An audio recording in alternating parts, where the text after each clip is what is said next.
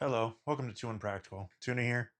Have you guys ever wondered how to use these radios without binging on YouTube for like 2 weeks?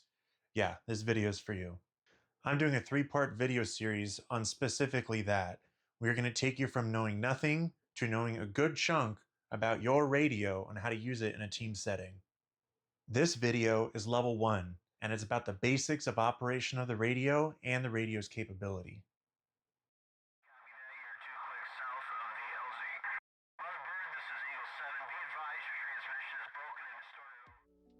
In the world of radio, there's two kinds of radios. There's GMRS, yes, I broke my antenna, and ham radio, or amateur radio.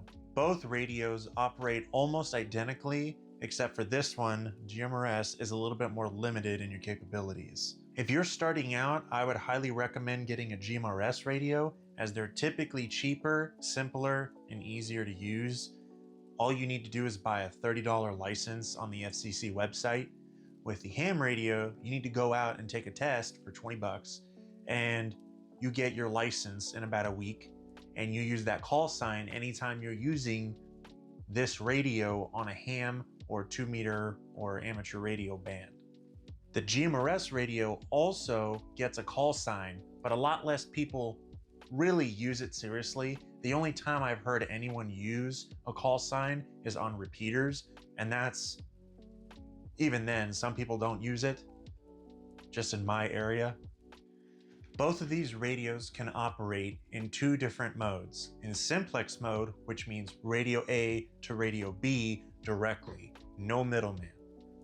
It could also operate in duplex, aka repeater mode, where radio A will talk to a repeater, and then that repeater will retransmit to radio B.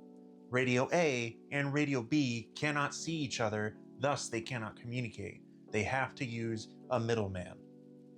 So now that we've established repeaters, the three things you'll need to get into a repeater is an offset, a tone, and the frequency that it's going to operate on. Let's say you have the frequency of 400 and you have a +5 offset. So you would see 400, and once you click down the talk button, your offset is applied and you're going to be broadcasting on 405 while you're holding down the button and you're talking.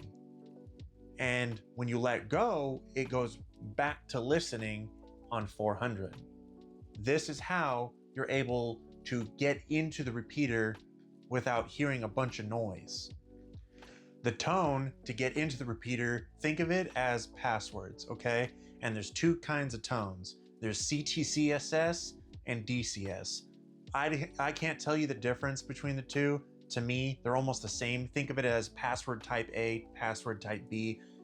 Some repeaters use one of each. Some repeaters use two of one. Doesn't really matter. As long as they match up the in and the out, you're good. Sometimes they'll have a different in, sometimes they'll have a different out. Frequency is obviously the band that you're operating in. For GMRS, you are limited to only frequency 462 to 468. You cannot go any lower or any higher than that range. With the ham radio, you're allotted the 2-meter, which is like 130 to 150. I'm not exact. I don't know for sure. And then you're also allotted the 300s and somewhere in there. And also, you're also gained access to some of the 10-meter HF band and a few in between 2-meter and 10. So you're granted a lot of ability on the ham radio. One thing that I didn't mention before is where on the spectrums these operate. The GMRS operates only in UHF, and the ham radio operates in VHF and UHF. Both radios are identical in a lot of ways. They follow the same format, they follow the same settings. Almost every single radio on the market, you should be able to universally carry over the same menu instructions and stuff like that.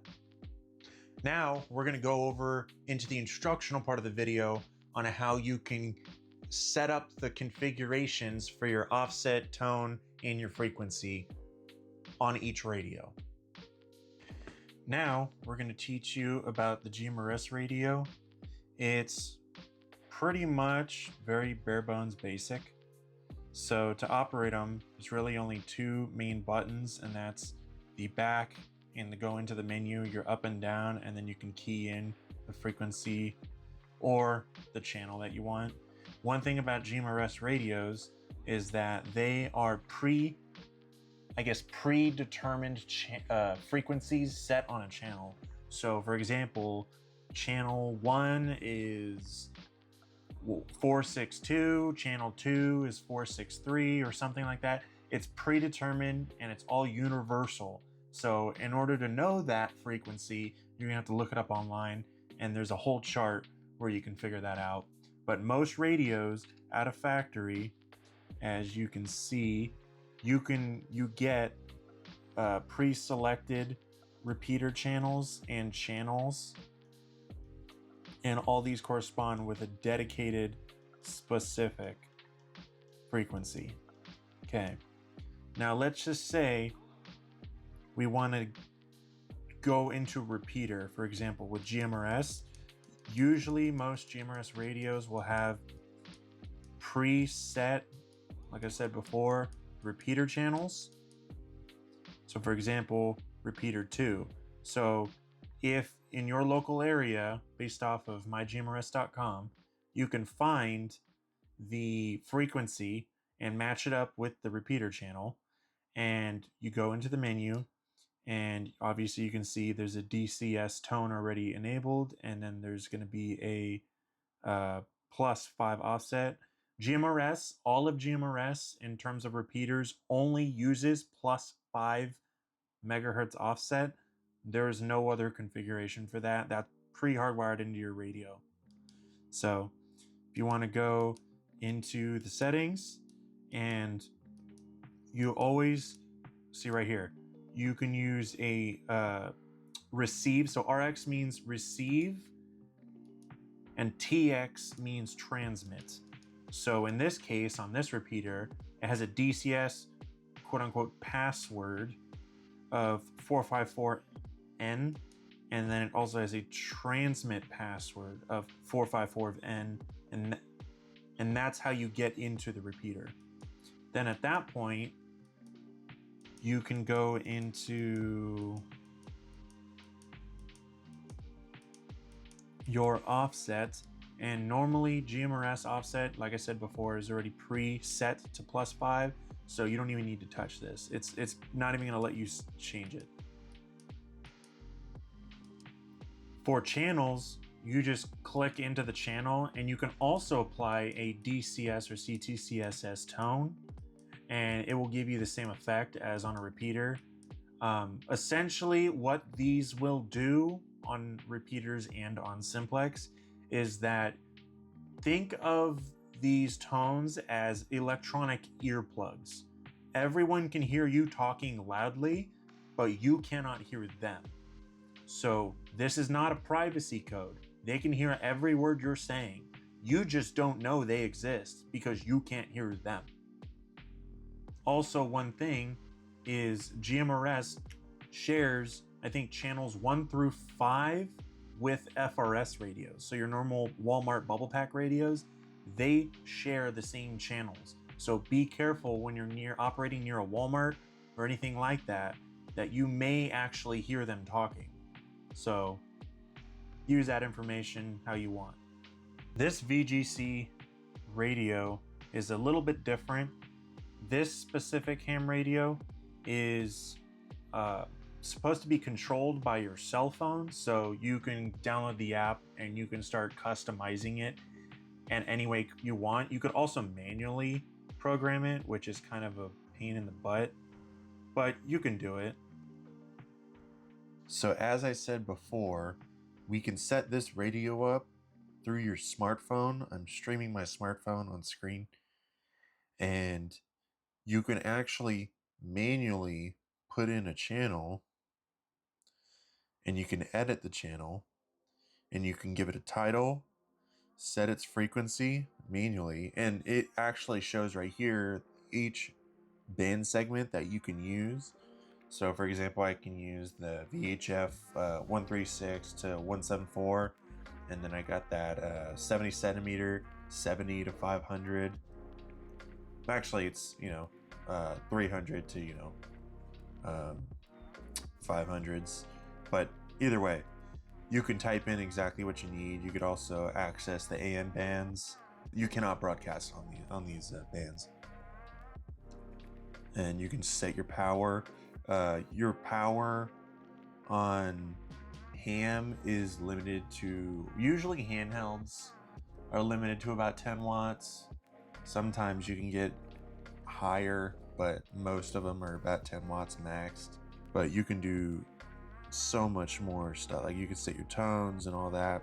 And this is a lot easier. If you want to like a stress-free, it's pretty nice.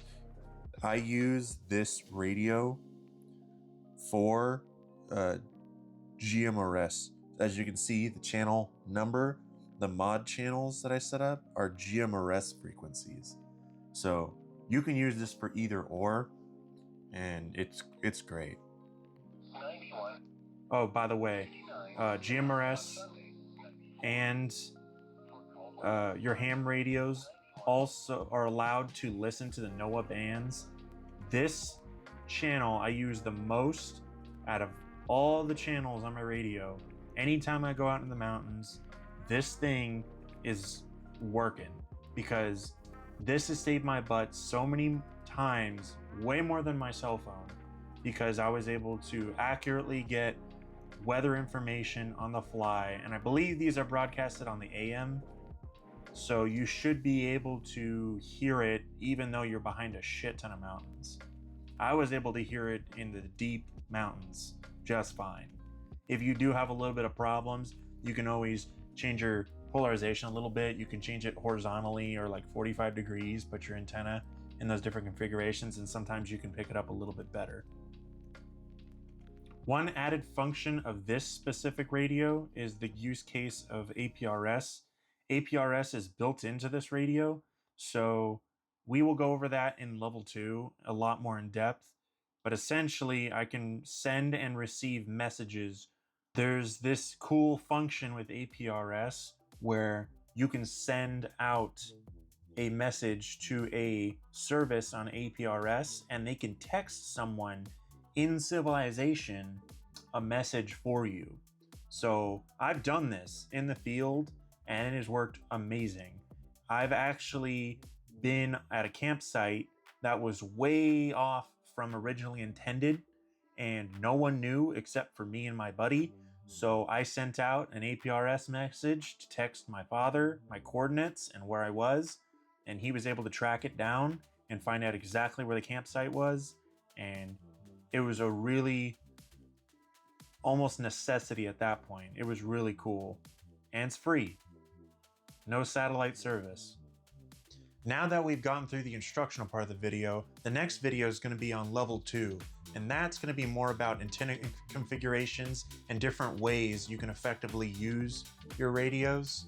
We're also going to be going into non-vocal ways to use your radio, as in communicating through APRS or through rattlegram or any kind of digital communication.